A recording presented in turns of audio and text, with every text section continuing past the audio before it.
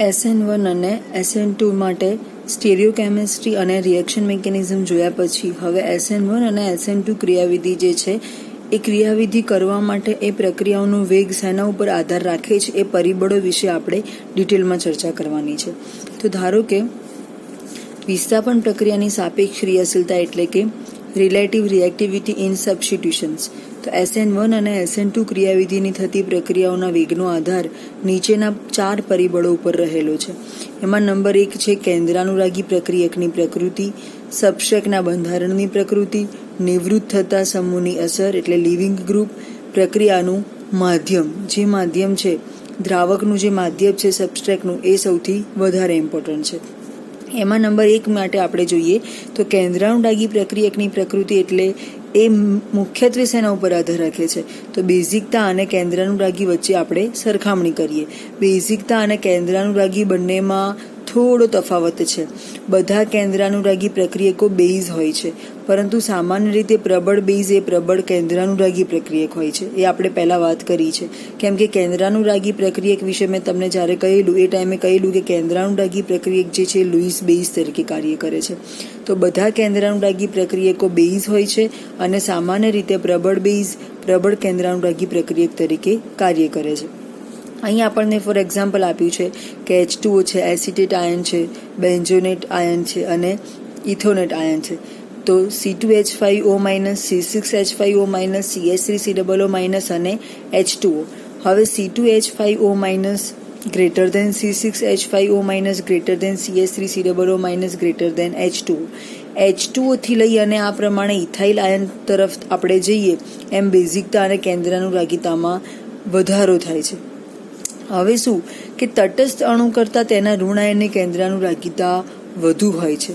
આ જે છે ઋણ આયન તરીકે કાર્ય કરે છે OH અને H2O જે છે એની અંદર આપણે જોઈ શકીએ છીએ કે H+ અને OH- બંનેના આયોનાઇઝેશનની પ્રક્રિયા થઈ અને અહીંયા આપણને H2O પ્રાપ્ત થાય છે. તો H2O માટેનું જે ઋણ આયન છે એ OH- છે. તો તટસ્થ અણુ એટલે કે H2O કરતાં OH- ની કેન્દ્રાનુરાગીતા કેવી છે? વધારે છે. એટલે OH- ગ્રેટર ધેન H2O. એ જ રીતે ઇથેનોલ કરતાં ઇથેનોઇટ આયન જે છે એની કેન્દ્રાનુરાગીતા વધારે છે. બીજા એક ટોપિક દ્વારા સમજીએ આપણે કેન્દ્રાનુરાગી પ્રક્રિયકની પ્રકૃતિને. તો કાર્બન પરમાણુને ઇલેક્ટ્રોન યુગમાં આપવાની પ્રક્રિયકની જે ક્ષમતા છે એને કેન્દ્રાનુરાગીતા કહે છે. કાર્બન પરમાણુને ઇલેક્ટ્રોન યુગમાં આપવાની જે પ્રક્રિયકની ક્ષમતા છે એને આપણે કેન્દ્રાનુરાગીતા તરીકે ઓળખીએ છીએ. જ્યારે પ્રક્રિયકની પ્રોટોનને ઇલેક્ટ્રોન યુગમાં આપવાની જે ક્ષમતા છે એને આપણે બેઝિકતા કહીએ છીએ.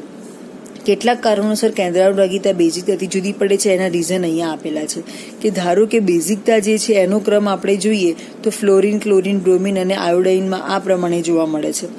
અને કેન્દ્રાનુરાગીતા માટેનો જે ક્રમ છે એ આયોડિન, Br, Cl અને ફ્લોરિન એ પ્રમાણે જોવા મળે છે. બંનેમાં આટલો તફાવત છે કે કાર્બન પરમાણુને ઇલેક્ટ્રોન યુગમાં આપવાની પ્રક્રિયકની જે ક્ષમતા છે એને કેન્દ્રાનુરાગીતા તરીકે ઓળખવામાં આવે છે, જ્યારે પ્રક્રિયકની પ્રોટોન ઇલેક્ટ્રોન યુગમાં આપવાની ક્ષમતા જે છે એને બેઝિકતા તરીકે ઓળખવામાં આવે છે. બંને શબ્દો ડેફિશિયન્ટની રીતે પણ યાદ રાખવાના છે. હવે આપણે વાત કરીએ કે આવર્ત કોષ્ટકમાં એક જ સમૂહના પ્રક્રિયકોમાં પરમાણુ ક્રમાંક વધવાની સાથે પ્રોટીક દ્રાવકોમાં કેન્દ્રાનુરાગીતા વધે છે. આવર્ત કોષ્ટક એટલે પિરિયોડિક ટેબલની વાત ચાલે છે. પરમાણુ ક્રમાંક વધવાની સાથે પ્રોટીક દ્રાવકોમાં કેન્દ્રાનુરાગીતામાં વધારો થતો જોવા મળે છે. એટલે કે લુઈસ બેઝ બનવાની ક્ષમતામાં વધારો થાય છે. તો સમૂહમાં આપણે જેમ નીચે ઉતરતા જઈએ એમ પરમાણુનું કદ વધે છે. તેથી તેમના બાહ્યતમ ઇલેક્ટ્રોન કેન્દ્રથી વધુ દૂર જોવા મળે છે. પરમાણુનું કદ જેમ જેમ વધતું જાય એમ જે મેઇન ન્યુક્લિયસ હોય એ ન્યુક્લિયસની અંદર જે વચ્ચે પ્રોટોન અને ન્યુટ્રોન આપેલા હોય, બાહ્યતમ કક્ષામાં ઇલેક્ટ્રોન ભ્રમણ કરતા હોય, તો જેટલા ઇલેક્ટ્રોનની સંખ્યા વધારે હોય એમ પરમાણુ ક્રમાંકની સંખ્યા વધે. તો બીજી, ત્રીજી, ચોથી એ પ્રમાણે અલગ અલગ કક્ષાઓમાં ઇલેક્ટ્રોન વિભાજિત થતો જોવા મળે છે. એટલા માટે તેનું કેન્દ્ર પ્રત્યે આકર્ષણ ઓછું થાય છે. માટે વધુ સહેલાથી ઇલેક્ટ્રોન વાદળ ધ્રુવીભવન થઈ શકે છે અને SN2 ક્રિયાવિધિમાં ઇલેક્ટ્રોન ન્યૂન કાર્બન સાથે જોડાવા પોતાના ઇલેક્ટ્રોન વાદળને સહેલાથી ડિસ્ટોર્ટ કરી શકે છે. પ્રોટીક દ્રાવકો ઘણી વખતે કેન્દ્રાનુરાગી પ્રક્રિયકના ઇલેક્ટ્રોન યુગ્મ સાથે હાઇડ્રોજન બંધ બનાવી તેમની કેન્દ્રાનુરાગીતામાં ઘટાડો કરે છે. કેટલીક વાર એમના કેન્દ્રાનુરાગીતાનો ક્રમ એના કારણે બદલાઈ પણ જાય છે. તો એના માટે એક એક્ઝામ્પલ આપ્યું છે આપણને ડાયમિથાઇલ ફોર્મેમાઇડ. ફોર્મેમાઇડ છે જે આપણે આપણા જે પહેલા નંબરનું ફોર્માલ્ડિહાઇડ છે, ફોર્મિક એસિડ છે, એના ઉપરથી બનાવવામાં આવેલું છે. તો ડાયમિથાઇલ ફોર્મેમાઇડ દ્રાવકની અંદર હેલોજન જે છે એનો જે ક્રમ છે અહીંયા આપણને Cl Br- I- જેવો જોવા મળે છે. એ સિવાય ચોથા નંબરનો એક અગત્યનો મુદ્દો છે કે અવકાશી અવરોધ પણ કેન્દ્રાનુરાગિતા ઉપર અસર કરે છે. તો અવકાશી અવરોધ એટલે શું?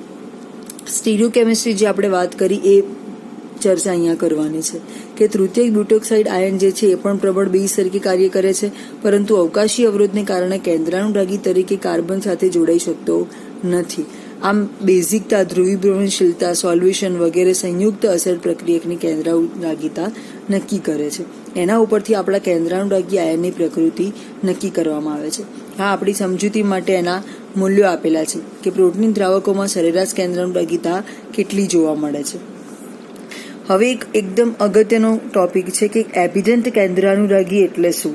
એબિડન્ટને ગુજરાતીમાં ઉભયગુણી ગુણધર્મ ધરાવતા પ્રક્રિયક તરીકે ઓળખવામાં આવે છે. તો એબિડન્ટ એટલે બે પ્રકારના ગુણધર્મો એક સાથે એકમાં હોય એને ઉભયગુણી કેન્દ્રાનુરાગી પ્રક્રિયક તરીકે ઓળખવામાં આવે છે. તો કેટલાક કેન્દ્રાનુરાગી પ્રક્રિયકોમાં એક કરતાં વધુ પરમાણુઓ ઉપર ક્રિયાશીલ ઇલેક્ટ્રોન યુગ્મ હોય છે, જેથી તેમાંથી કોઈપણ એક જગ્યાએ પ્રક્રિયા થતાં બે પ્રકારની વિસ્થાપન નિપજો મળે છે. આવા પ્રક્રિયકોને એબિડન્ટ અથવા ઉભય ગુણધર્મી કેન્દ્રાનુરાગી પ્રક્રિયક તરીકે ઓળખવામાં આવે છે. ફોર એક્ઝામ્પલ, ઇનોલેટ આયન, જેમાં આપણે અગાઉ શીખી ગયા છીએ કીટો ઇનોલ ચલ રૂપકતા વિશે. તો સંસ્પંદનને કારણે એક કરતાં વધુ કેન્દ્રો પર મુક્ત ઇલેક્ટ્રોન યુગ્મ ઉત્પન્ન થાય છે. ઇનોલેટ આયન જે છે એ કીટો ઇનોલ ચલ રૂપકતા દર્શાવે છે, જેમાં એક ફોર્મ ઇનોલ ફોર્મમાં હોય છે, એની અંદર C double bond C sigma બંધ O હોય છે, જેમાં ઓક્સિજનના પરમાણુ ઉપર નેગેટિવ ચાર્જ હોય છે. આના પોઝિશન જ્યારે ઉલટી હોય, આ જે એક બંધ છે અહીંયા દ્વિબંધ આવે અને જ્યાં દ્વિબંધ છે તે એક બંધ આવે, જે રચના આ પ્રમાણે છે. એકબીજાના ચલ રૂપકો તરીકે ઓળખવામાં આવે છે, જેને કીટો ઇનોલ ચલ રૂપકતા તરીકે પણ ઓળખવામાં આવે છે. તો કીટો પ્રકારનું જે ગુણધર્મ છે એમાં C ડબલ બોન્ડ O આ કીટો સ્વરૂપ છે, અને આ જે છે CHO સ્વરૂપ આલ્ડિહાઇડ પ્રકાર ઇનોલ સ્વરૂપ ધરાવે છે. તો આ બંનેમાંથી કોઈ પણ એક જોડે જ્યારે આપણો આવો સબસ્ટ્રેટ જોડાય ત્યારે બંને પ્રકારની પોઝિશન છે. જ્યાં નેગેટિવ ચાર્જ છે ત્યાં આમાંથી આપણો સબસ્ટ્રેટ R જે છે જોડાશે, એઝ એ લિવિંગ ગ્રુપ તરીકે દૂર થશે. તો જ્યારે ઓક્સિજન પરમાણુ સાથે જોડાય છે ત્યારે એને ઓર્થો આલ્કાઇલેશન અથવા તો O આલ્કાઇલેશન તરીકે ઓળખવામાં આવે છે, અને જ્યારે કાર્બન પરમાણુ સાથે આપણો સબસ્ટ્રેટ આયન જોડાય એને આપણે C આલ્કાઇલેશન કહીશું. ટૂંકમાં એક જ પ્રકારના સ્વરૂપની અંદર દ્વિબંધ એકબંધ એકબીજામાં ફેરબદલી થવાના કારણે એમાં ચલ રૂપકતા જોવા મળે છે.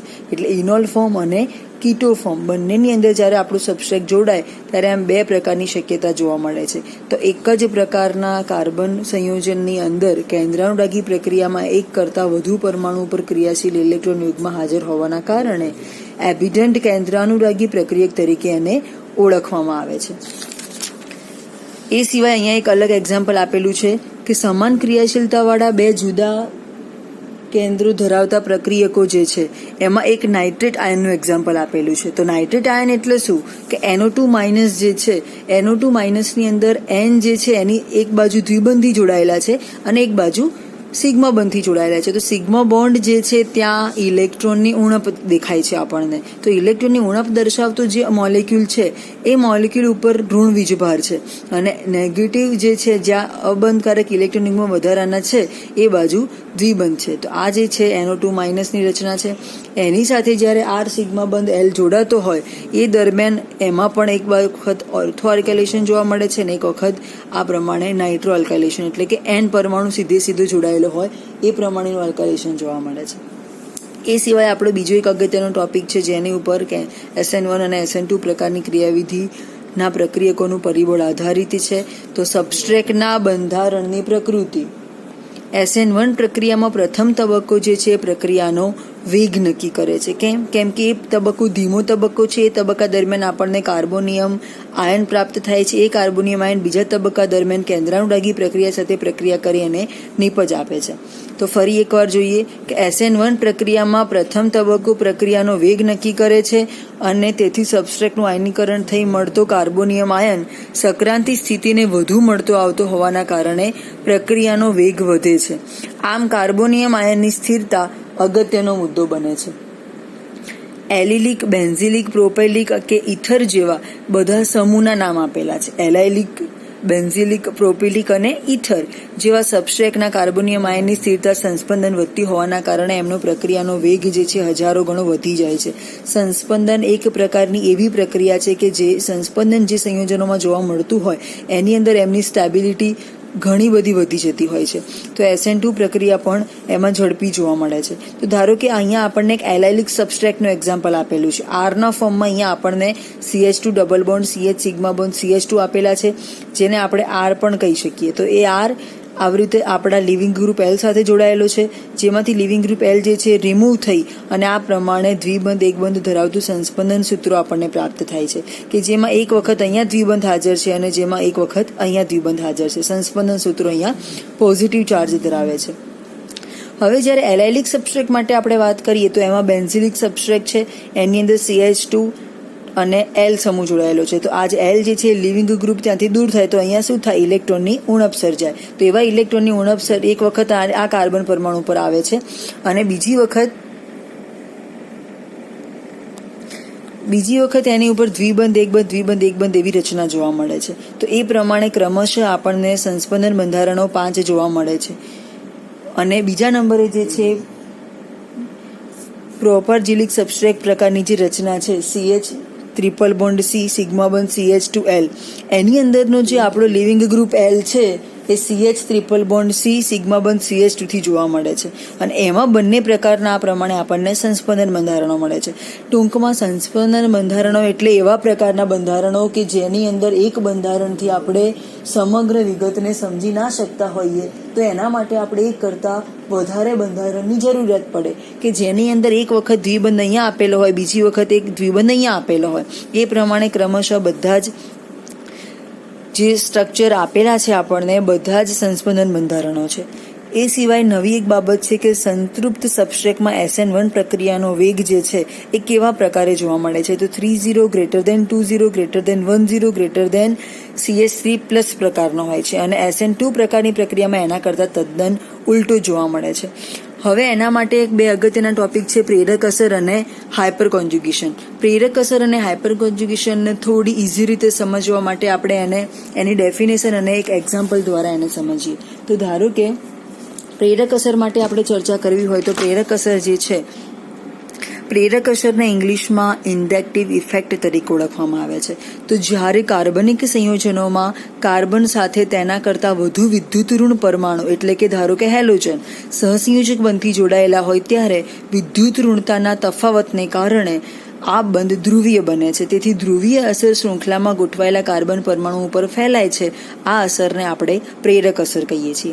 પ્રેરક અસરને આવી નિશાનીથી દર્શાવવામાં આવે છે.